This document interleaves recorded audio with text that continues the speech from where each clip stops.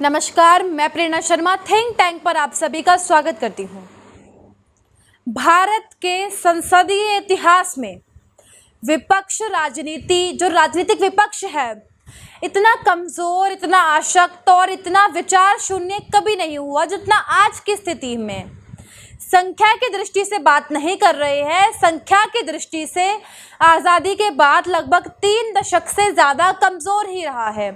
संख्या की नज़र से मत देखिए, लेकिन विचारमान विपक्ष था, शक्तिशाली विपक्ष था, राजनीतिक इच्छा शक्ति रखने वाला विपक्ष था, जो सरकार को संख्या में कम होने पर भी सरकार को मजबूत कर सकता था, मजबूर कर सकता था अपनी बात को मनवाने के लिए या सरकार को अपने कदम पीछे करने के लिए। लेकिन आज का विपक्ष जो है वो कुछ भी करने में सक्षम नहीं है। अब ये मैं इसीलिए कह रही हूँ क्योंकि जिस टेम्पलेट पर पिछले 8 सालों में विपक्ष की राजनीति का जो टेम्पलेट बना हुआ था उसको तोड़ दिया है। ये किया है नरेंद्र मोदी की सरकार ने, उसको अप्रासंगिक बना दिया है, इररेलेवेंट बना दिया है। और विपक्ष के सामने दूसरा कोई मुद्दा ही नहीं है, कोई तरीका ही नहीं है उनके सामने कि किस तरीके से आगे बढ़े, किस तरीके की राजनीति हो। यहाँ पर मुश्किल ये है कि इसके बारे में वह सोचने के लिए भी तैयार नहीं है। अब आपने कई बार देखा होगा और कहते भी हैं कि एक बंदरिए के बच्चे की जब मौत हो जाती है वह तब भी उसको अपने आप से चिपका के रखता है। ठीक उसी प्रकार भारत के राजनीतिक विपक्षी दलों की स्थिति हो गई है। वो जो नेहरूवादी राजनीति थी, जो आज जिसका कहीं नामो निशान नहीं है, उसको आज की डेट तक भी अपने आप से चिपकाए हुए है।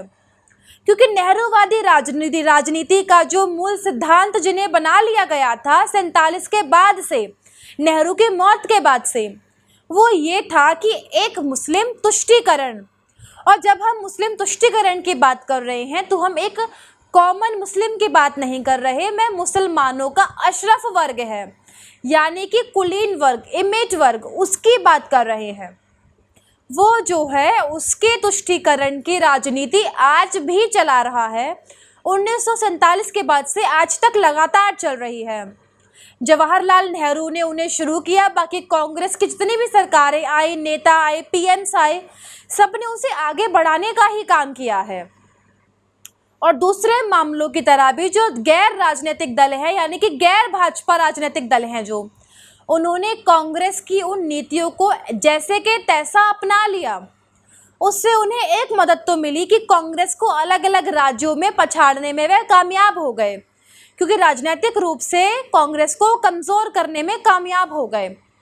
अब उसी के चलते जब उन्होंने देखा कि कांग्रेस में जब परिवार वंशवाद सफल हो सकता है, उस पर लोगों की मोहर लग सकती है, वोट मिल सकती है, तो हम क्यों नहीं। और कार्य क्षेत्र दल जो है वो एक के बाद परिवारवादी होते चले गए। सिद्धांत से शुरू हुआ, परिवारवाद पर आके आज अटक गया है। अब परिवार पे आके अटक गया है तो क्योंकि अब जॉइंट फैमिलीज का ज़माना तो रहा नहीं, संयुक्त परिवार का ज़माना रहा नहीं। अब परिवार में विभाजन हो रहे हैं, जिस तरीके से हमने महाराष्ट्र में देखा, और भी राज्यों में होने वाला है और आगे होता रहेगा। तो परिवार की पार्टियां जब बन गई, उसके बाद विचारधारा, सिद्धांत, इन बातों का कोई मतलब नहीं रह गया। हमने शुरू में कहा 2 बातें, एक मुस्लिम तुष्टीकरण और दूसरा हिंदू विरोध।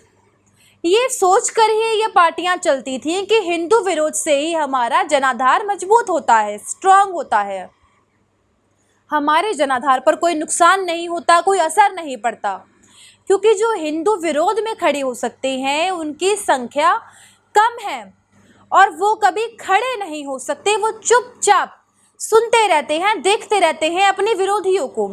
वो किसी प्रकार की कोई प्रतिक्रिया नहीं देते, वो किसी के समर्थन में नहीं खड़े होते।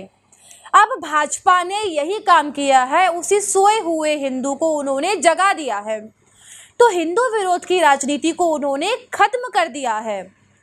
अब हिंदू विरोध की राजनीति को उन्होंने खत्म ज़रूर कर दिया है, उसका असर दिखाई भी दे रहा है चुनावों में। लेकिन दशकों की जो आदत है, बल्कि शताब्दियों से एक तरीके से जो आदत पड़ गई है काफ़ी सारे लोगों की, वो आसानी से नहीं जाएगी।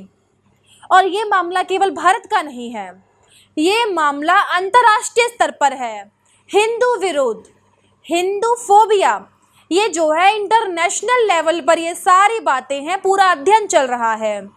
आप आइडेंटिफाई कर सकते हैं अलग अलग देशों में अलग अलग अखबारों को, टीवी चैनल को जो हिंदू फोबिया को बढ़ावा देते हैं, जो हिंदुओं के खिलाफ और हिंदुओं के खिलाफ होते होते वो भारत के खिलाफ जाते हैं।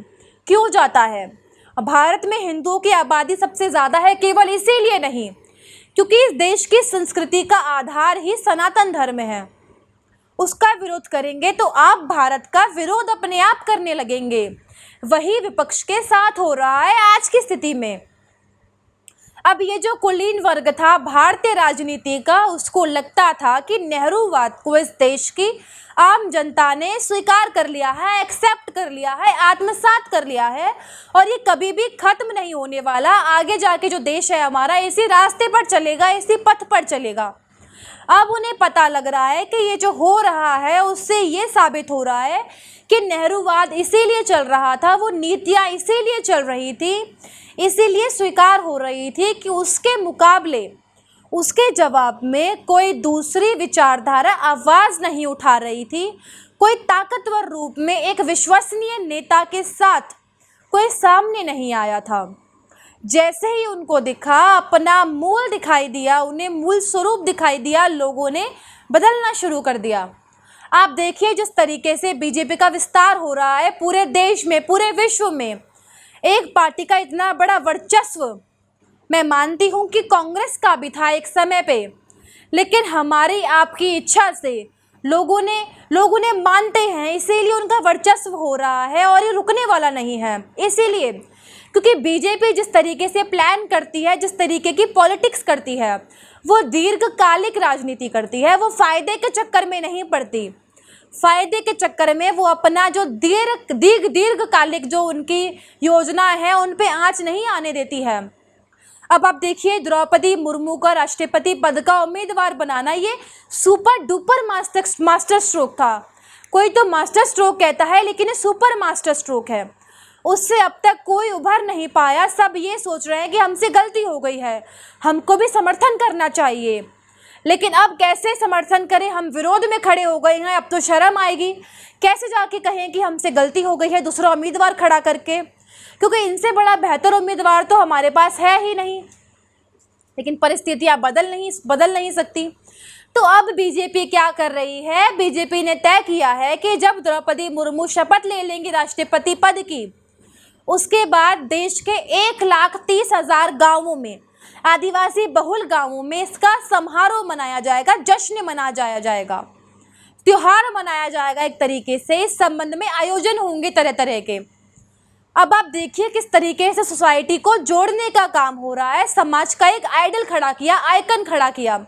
पहले विधायक बनाया, मंत्री बनाया, राज्यपाल बनाया, अब राष्ट्रपति बना रहे हैं। तो ये अगर आप याद करेंगे आज से 20 से 25-30 साल पहले की राजनीति, जो काशीराम बोला करते थे कि जिसकी जितनी संख्या भारी उसकी उतनी हिस्सेदारी, ये बात कहा करते थे और आज वो बात सच होती दिखाई दे रही है। बीजेपी उसी नीति पर आज उस तरीके से चल रही है। समाज के पिछड़े, दलित और अनुसूचित जनजाति के लोग, जो ट्राइब्स हैं, उनकी संख्या उसके अनुसार प्रतिनिधित्व देने का वो समय चला गया जब राष्ट्रपति उपराष्ट्रपति का पद निर्धारित था समाज के एक खास वर्ग के लिए, बड़े लोगों के लिए। और जब हम उस खास वर्ग की बात कर रहे हैं तो उसमें केवल जाति का मामला नहीं है, उससे इतर है, जो कुलीन वर्ग है, जो देश, जो समाज का जो एक वर्ग है जो अंग्रेजी बोलता है, जो जानता है डाइनिंग टेबल पर छुरी और कांटे से क्या क्या खाना चाहिए, इस्तेमाल कैसे होता है छुरी और कांटे का।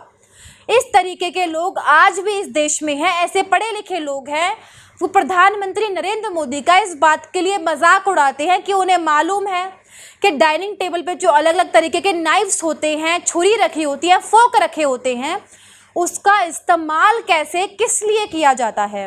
इस तरीके के इंटेलेक्चुअल्स आज भी मौजूद हैं देश में। इस देश का आम आदमी जो है ये स्पून, नाइफ, फोक्स देखते हुए वो जुड़ता नहीं है उस नेता से, उसके खिलाफ नहीं हो जाता, लेकिन जुड़ता भी नहीं है। डाउन टू अर्थ होना पड़ता है। जब कोई व्यक्ति देखता है कोई आदमी उसी के तरीके से प्रधानमंत्री बनने के बाद हाथ से खा रहा है, तो एक कनेक्टिविटी आती है, आपस में लोग जुड़ते हैं। तो ये छोटी छोटी बातें हैं जो मोदी जी समझ रहे हैं, उनके विरोधियों को समझ नहीं आ रही और कभी आएगी भी नहीं। इन मुद्दों पर वो जितना हमला करेंगे, मोदी जी के लिए वो उतना अच्छा है, उनके लिए और अच्छी बात है, लोग उतने ही जुड़ेंगे। अब आप सोचिए, महुआ मोइत्रा ने जिस तरीके का बयान दिया, महिया मोइत्रा ने, आप एक कल्पना कीजिए, ये बयान आज से 10, 12, 20 साल पहले दिया होता तो समर्थन की बारिश हो रही होती। आज स्थिति क्या हुई है? आज की स्थिति में, आज की तारीख में ममता बनर्जी जो उनकी पार्टी की ही नेता है, वो समर्थन तो छोड़िए विरोध कर रही हैं। उनकी पार्टी का तत्काल बयान आया है कि इस महुआ मोइत्रा के इस बयान से पार्टी का कोई लेना देना नहीं है। ममता बनर्जी ने कहा कि गलती को सुधारा जा सकता है, यानी कि आपने गलती की है उसे सुधारिए। टीएमसी में महुआ मोइत्रा का अलग हो जाना, आइसोलेट हो जाना, ये बदलती हुई राजनीति का एक संकेत है और संदेश है जो धीरे धीरे थोड़ा थोड़ा ममता बनर्जी की समझ में आ रहा है। यदि समझ में ना आता तो वो महुआ मोइत्रा के खिलाफ ना होती। लेकिन मुश्किल यहाँ पर ये है कि जिस रास्ते पर चल पड़ी हैं, अब महुआ मोइत्रा के खिलाफ एक्शन लेना मुश्किल है। महुआ मोइत्रा के खिलाफ एक्शन लेती हैं तो दूसरा मैसेज जाता है, जिस वर्ग को उन्होंने पाला है, पोसा है, जिसके आधार पर वो इस पद पे हैं, उसके खिलाफ वो एक्शन नहीं ले सकती। अब सपोर्ट इसीलिए नहीं कर सकती क्योंकि उन्हें मालूम है समर्थन की एक अच्छी खासी कीमत चुकानी पड़ जाएगी, इसीलिए समर्थन नहीं कर सकती हैं। अब यही दुविधा राजनीति में पतन का कारण बनती है। आपको कोई भी मुद्दा हो, एक स्पष्ट स्टैंड लेना पड़ता है, तो मोदी ने विपक्ष की ये राजनीति की जो अवधारणा थी, जिन दो पहियों की गाड़ी पर आज तक चल रही थी, उन दोनों पहियों की हवा निकाल दी है। पहिए फट चुके हैं। अब ना मुस्लिम की राजनीति चल रही है, ना उसका पॉलिटिकल डिविडेंड मिलना, इलेक्टोरल डिविडेंड मिलना बंद हो चुका है, और हिंदू विरोध की राजनीति भी नहीं चल रही है। उसका पॉलिटिकल डिविडेंड तो छोड़िए, उसका नुकसान होना शुरू हो गया है।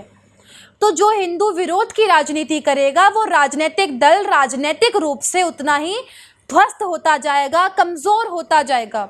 अब ये बात बाकी दल समझ तो रहे हैं, लेकिन मुश्किल ये है रास्ता बदलने का, और बदले तो जाए कहाँ, क्योंकि उन्होंने वैचारिक धरातल पे तो कोई काम किया ही नहीं। कांग्रेस को लगा सत्ता में आ गए हैं, लंबे समय से सत्ता में है, ये कभी जाएगी नहीं। गांधी परिवार ने तो मान लिया है कि ये हमारी बापौती है, ये हमारा खानदानी अधिकार है देश पर राज्य करना। अरे तुम बहुत बड़ी गलतफहमी में हो और इस गलतफहमी को निकाल दीजिए, क्योंकि ऐसा बिल्कुल भी नहीं है। बाहर लोगों से जाके पूछिए, राहुल गांधी के नाम पर हंसी उड़ाते हैं, क्योंकि जनता बता रही है राज कौन करता है, क्योंकि डेमोक्रेसी में हमेशा जनता ही जनार्दन होती है।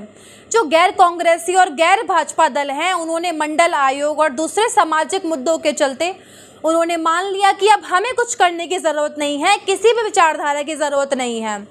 अब हम जिस पथ पर चलना चाहेंगे, जिस रास्ते पर चलना चाहेंगे, अपने प्रदेश को, अपनी पार्टी को उसी पथ पर ले जाएंगे, और हमें कोई टोकने वाला नहीं है, रोकने वाला नहीं है। इसमें कभी कभी परिवर्तन होता रहेगा, सत्ता से बाहर चले जाएंगे, आ जाएंगे, तो सिलसिला रुक रहा है, अब वो नहीं होने जा रहा है। आप देखिए कि मंडल आयोग की सिफारिश के बाद जो नेता, जो पार्टियां उभरी थी, उनकी आज क्या स्थिति हो रही है। धीरे धीरे वो हाशिए की ओर बढ़ रही हैं। तो विचारधारा जो है, विचारधारा और सनातन धर्म से जुड़ाव, ये दो ऐसे पहलू हैं, ऐसी चीज़ें हैं जिनके बिना भारत में अब राजनीति करना थोड़ा कठिन है, थोड़ा मुश्किल है। और मोदी जी की जो आदत है, वो किसी भी लाइन को छोटा नहीं करते, वो बड़ी बड़ी रेखाएं खींचते हैं, बड़ी बड़ी लाइनें खींचती हैं। तो उन्होंने इतनी बड़ी रेखा खींच दी है कि अब किसी के लिए उससे बड़ी रेखा खींचना थोड़ा मुश्किल है, लगभग इम्पॉसिबल है। तो हो क्या रहा है, ये सब उनकी खींची हुई रेखा को छोटा करने की कोशिश कर रहे हैं। अब उस कोशिश में वह खुद बौने होते जा रहे हैं, छोटे होते जा रहे हैं। ये है विपक्षी दलों की समस्या, उनके आगे अपने अस्तित्व की समस्या आ रही है कि अपने आप को बचाने के लिए क्या करें। पुराना रास्ता छोड़ नहीं रहे, नया मालूम नहीं है, करें तो करें क्या। कोई जोखिम नहीं लेना चाहती, आगे की सोचने की फुर्सत नहीं है।